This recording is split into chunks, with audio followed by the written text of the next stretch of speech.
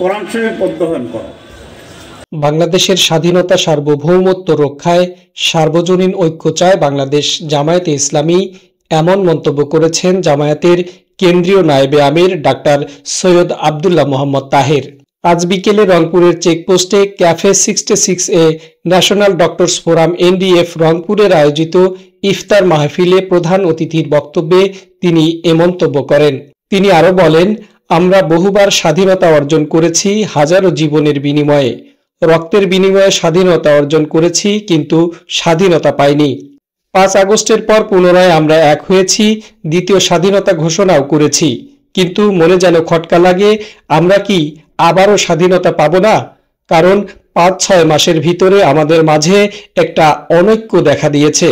NDF Rangpur medical বিভাগের secretary doctor মারুফ হোসেনের সঞ্চালনায় ডাক্তার মোহাম্মদ আতিকুজ্জামানের সভাপতিত্বে অনুষ্ঠানে আমন্ত্রিত অতিথি হিসেবে উপস্থিত ছিলেন বাংলাদেশ জামায়াতে ইসলামীর কেন্দ্রীয় কর্মপরিষদ সদস্য অধ্যাপক মাহবুবুর রহমান বেলাল, রংপুর মহানগর আমির উপাধ্যক্ষ এটিএম আজম খান।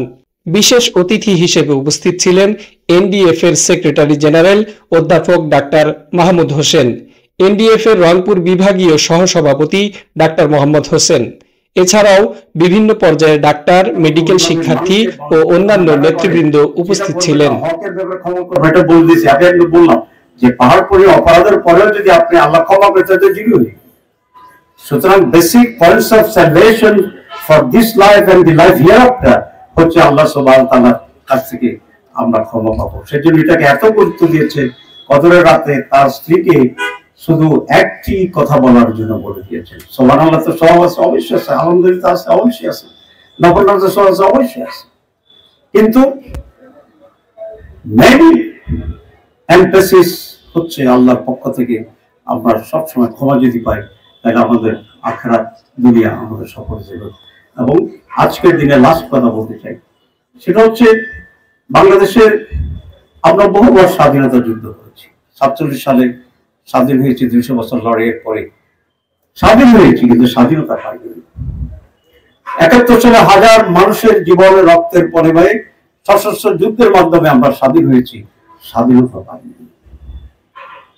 2024-এর 5 আগস্ট আমরা আরেকটি সিমিলার ত্যাগ করেছি, আরেকটি সিমিলার ভাবে আমরা ঐক্যবদ্ধ হয়েছি, যেটা আনপ্রেসিডেন্টেড, এবং আমরা স্বাধীনও হয়েছি, আমরা দ্বিতীয় স্বাধীনতা ঘোষণা করেছি।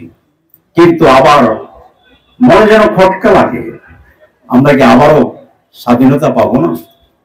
কারণ 5-6 মাসের ভিতরেই আমাদের ভিতরে অনেক ডিফারেন্স অফ আন্ডারস্ট্যান্ডিং, লক্ষ্য আমাদের ভিন্ন হয়ে গিয়েছে।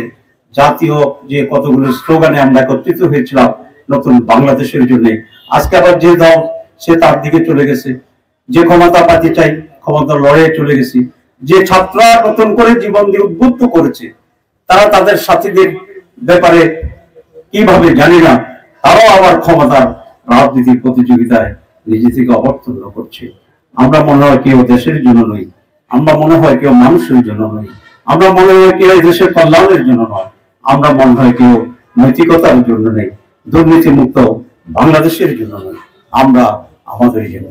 এই স্বার্থপরতা, এই দলকেন্দ্রিক রাজনীতি, বারবার মানুষের রক্ত ঢেলে দেওয়ার কথা হয়েছে, কিন্তু বিক্রি হয়েছে, আমরা যেতে পারি। আজ প্রয়োজন দলীয় রাজকানা রাজনীতি, ব্যক্তি স্বার্থ, চরিত্রহীনতা, লুটপাট এবং দুর্নীতি, এর বিরুদ্ধে জাতিকে আবার ঐক্যবদ্ধ হয়ে দাঁড়াতে হবে।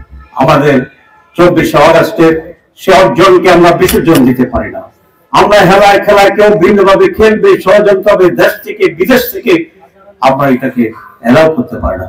আমি জামাত ইসলামী সহ বিএনপি সহ সকল রাজনৈতিক দল, সকল বুদ্ধিজীবী স্টেক হোল্ডার্স, তাদের কাছে করজোড়ে হাত জোড় করে আবেদন করতে চাই, অনুরোধ করতে চাই, please let us work for the country. আমরা 4-5টি বিষয়ে আসুন ঐক্যমত্য পোষণ করি। একতাই প্রয়োজন, ঐক্য প্রয়োজন বাংলাদেশের সার্ভাইভেলের জন্য। মেজর 2টি দল আজকে যারা আছে এখানে, এই 2টি দল যদি ঐক্যবদ্ধ থাকে, আগামী কয়েক যুগেও সেই স্বৈরাচার পতিত ফ্যাসিবাদ বাংলাদেশের মাথা উঁচু করতে পারবে না, দাঁড়াতে পারবে না। আমি দৃঢ়ভাবে বিশ্বাস করি।